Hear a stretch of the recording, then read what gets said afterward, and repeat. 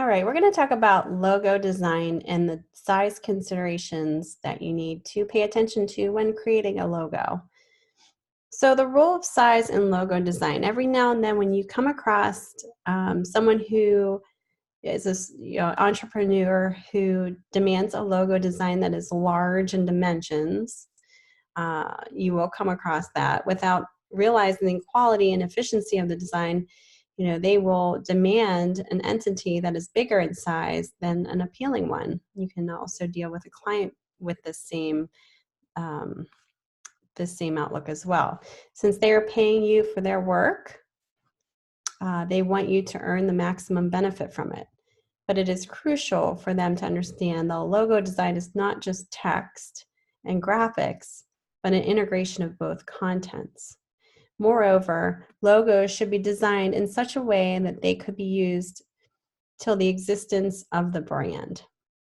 The following next steps helps people understand the proper message associated with a logo. So bigger isn't always better. Many people think many people are under the wrong impression that big size logos will impress their target audience and hence demand their designers to create logos big in size. But in reality, a big logo is not necessarily the better option. Though logo designing plays a significant role in visual aspects of the company's branding, it does not necessarily mean that big size logos impress their potential audience. Inappropriate size may ruin the design. As discussed before, logo is the first impression of a company's brand. In reality, it's also the simplest and efficient way to portray a brand. Nothing else other than a logo can make a company successful by representing the company's motto or vision through its design. However, an inappropriate size may completely ruin its design. Though it conveys a good message, unidentifiable size could lead a logo's efficiency to zero. But most of the expert designers are aware of such silly mistakes beforehand because they are more experienced and possess practical knowledge of logos more than their clients.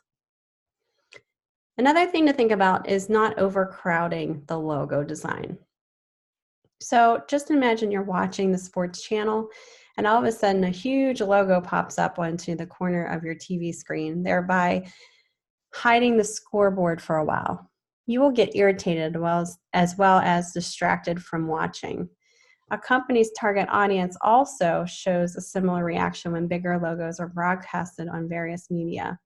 Although your intention is to make the logo look prominent on the billboard, you would never want your audience to take your brand as irritating, horrible, or disturbing. Make room for message content. Instead of focusing on an oversized logo, people should concentrate more on conveying their brand message. Instead of arguing with designers about bigger design, clients should pay attention to the meaning of the message that goes with the graphics in designing. Even small-size logos can work wonders if they exactly portray the company's message to its potential audience.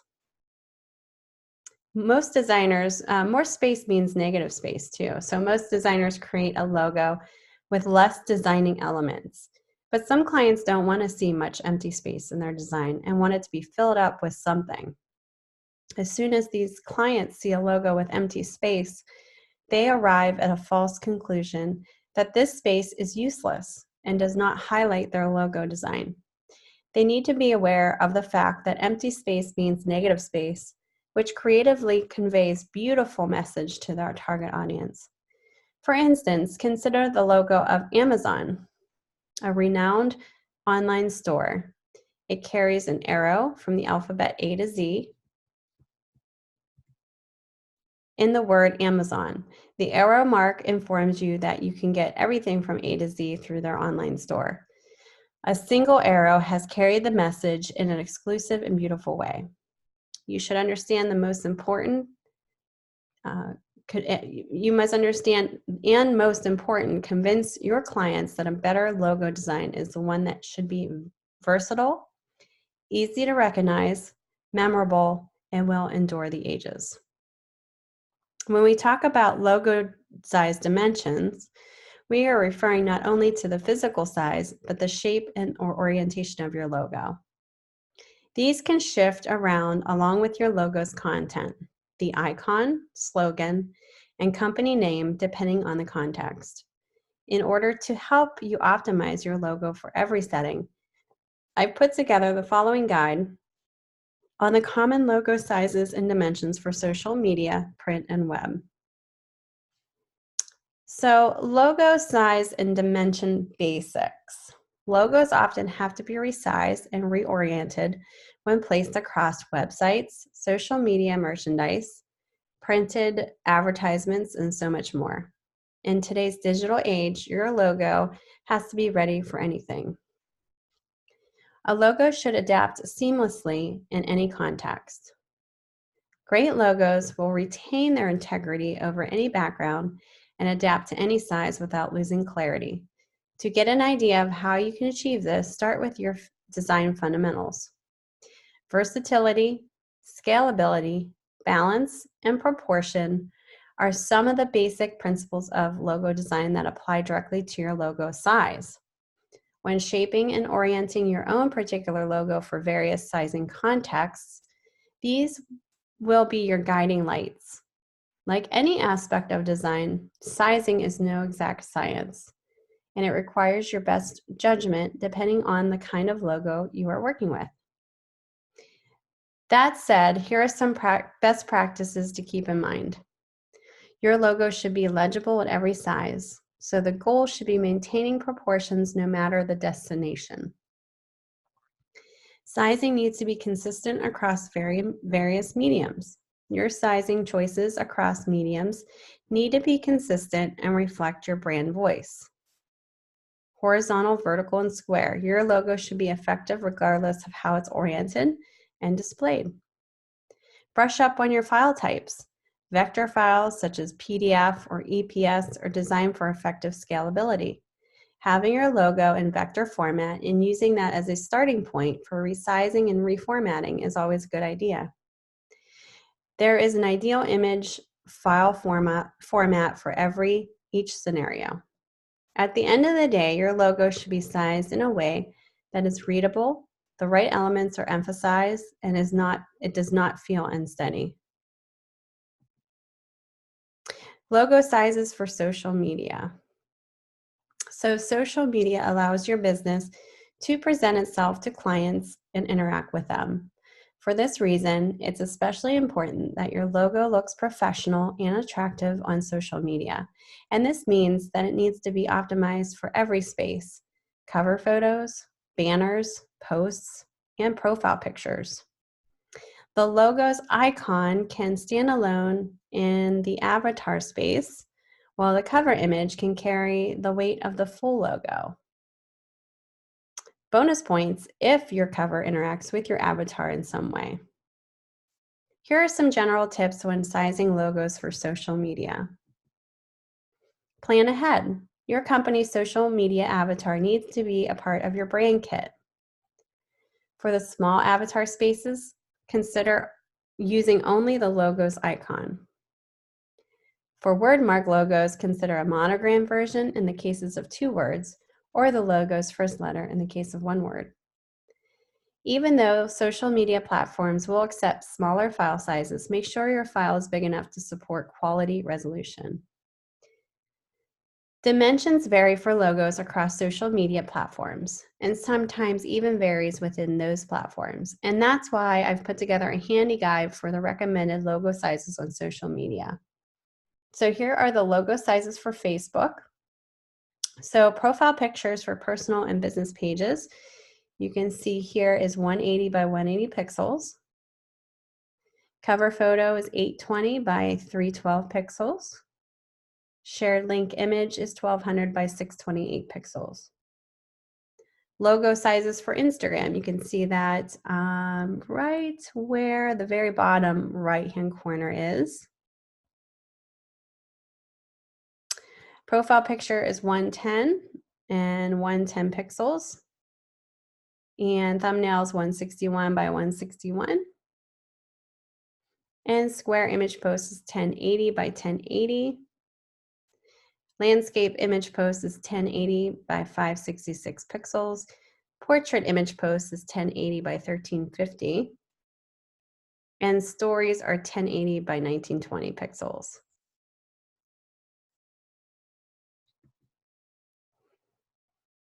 Logos designed with social media in mind can be transformed and expanded in their cover images. So for Twitter, and I can go back here to the original slide, the profile picture is 400 by 400. And it says here 200 by 200, so that must have changed. And then the cover photo is 1500 by 500. Logos for YouTube, 2560 by 1440 is the cover photo. And the profile picture is 800 by 800 pixels. Pinterest is at the very bottom left. 165 pixels by 165 for the profile picture for Pinterest. And then LinkedIn is the very top right. For the profile page cover or photo is 1584 pixels by 396. Profile picture is 400 by 400 pixels, and page profile photo is 150 by 150 pixels.